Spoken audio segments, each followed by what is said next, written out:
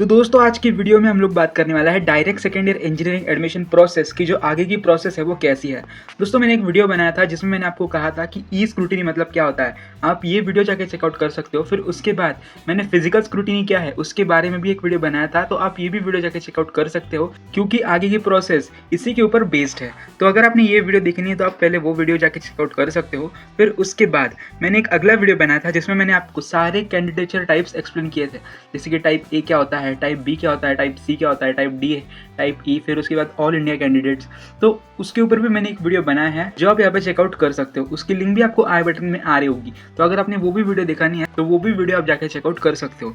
आज की वीडियो में हम लोग आगे के प्रोसेस की बात करने वाले हैं। तो दोस्तों मैंने आपको उस वीडियो में ऐसा कहा था कि मोस्ट ऑफ द कैंडिडेट्स जो होते हैं वो टाइप ए कैटेगरी के होते हैं। अभी टाइप ए कैटेगरी मतलब वो बच्चे जिन्होंने उनका स्कूलिंग भी महाराष्ट्र से कंप्लीट किया है, फिर उनका डिप्लोमा भी महाराष्ट्र से कंप्लीट किया है और वो महाराष्ट्र के डोमिसाइल है, ऐसे स्टूडेंट्स टाइप ए में आते हैं। तो अगर आप टाइप ए कैंडिडेचर सिलेक्ट करते हो तो उसके अकॉर्डिंग आपका आगे का फॉर्म कंटिन्यू होता है, और जिस भी टाइप को आप सिलेक्ट करते हो उसके अकॉर्डिंग आपका आगे का फॉर्म आता है। तो आज की वीडियो में हम लोग टाइप ए की बात करने वाले हैं। तो अगर आप लोग टाइप ए सिलेक्ट करते हो तो आपके सामने कुछ इस तरह से डिटेल्स आपको फिलअप करनी पड़ती है। तो यहाँ पे आप देख सकते हो कैंडिडेचर टाइप डिसीजन।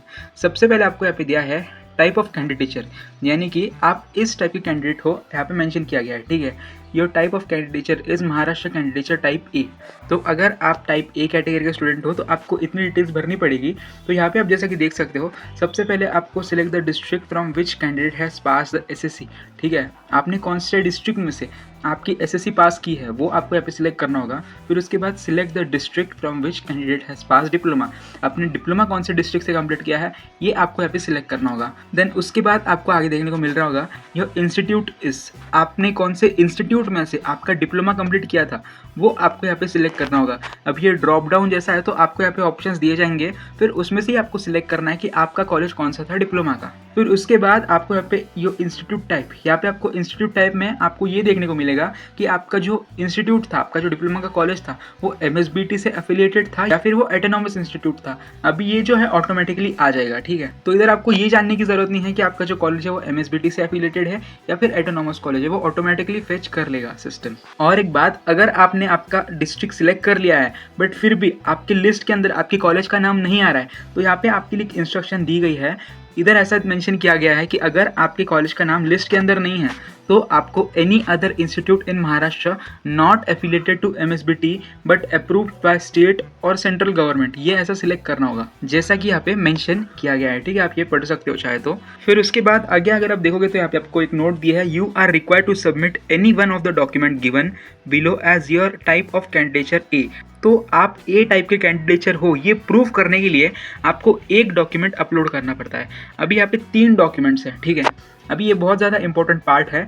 तो सबसे पहले आपको डॉक्यूमेंट दिया है दैट इज़ डोमिसाइल सर्टिफिकेट। ठीक है, डोमिसाइल सर्टिफिकेट दिया है। सेकंड इसमें आपको बर्थ सर्टिफिकेट दिया है, और थर्ड इसमें अगर आप देखोगे तो आपको स्कूल लिविंग सर्टिफिकेट, ठीक है, यानी कि टीसी आपकी।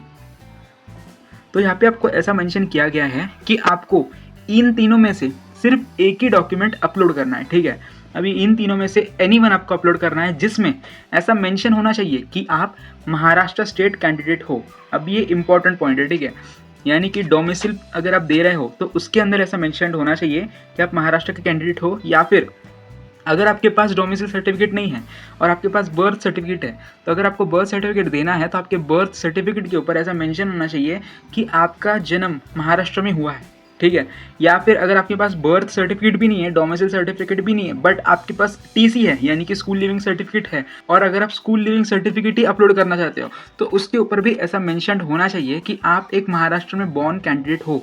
ठीक है, अभी इन तीनों में जो मैंने आपको कॉमन चीज़ बताई वो ऐसी है कि उसके ऊपर ऐसा मेंशन होना चाहिए कि आप महाराष्ट्र के कैंडिडेट हो, तो ही वो डॉक्यूमेंट आप अपलोड कर सकते हो। अगर इन डॉक्यूमेंट्स के ऊपर ऐसा महाराष्ट्र मेंशन नहीं है तो फिर वो डॉक्यूमेंट कोई काम का नहीं है। आप वही डॉक्यूमेंट अपलोड कीजिए जिसके ऊपर महाराष्ट्र मेंशन किया गया हो। अभी मोस्ट ऑफ द केसेस में क्या होता है, बहुत सारे कैंडिडेट्स के पास बर्थ सर्टिफिकेट तो होता है पर उसमें महाराष्ट्र नहीं लिखा होता। ठीक है, या फिर बहुत सारे बच्चों के पास टीसी भी होती है बट उसमें भी महाराष्ट्र नहीं लिखा होता, तो इस केस में आप डोमिसाइल सर्टिफिकेट के लिए अप्लाई कर सकते हो। बट अगर इन दोनों में से अगर एक डॉक्यूमेंट में महाराष्ट्र मेंशन्ड है तो आपको डोमिसाइल सर्टिफिकेट की ज़रूरत नहीं पड़ेगी। तो आई होप आपको ये बात क्लियर हो गई होगी।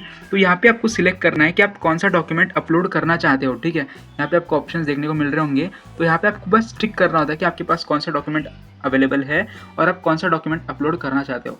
फिर उसके बाद आपको डॉक्यूमेंट सिलेक्ट करने के बाद सेव एंड प्रोसीड के ऊपर क्लिक करना है, फिर आपकी जो आगे की प्रोसेस है वो कंटिन्यू हो जाएगी।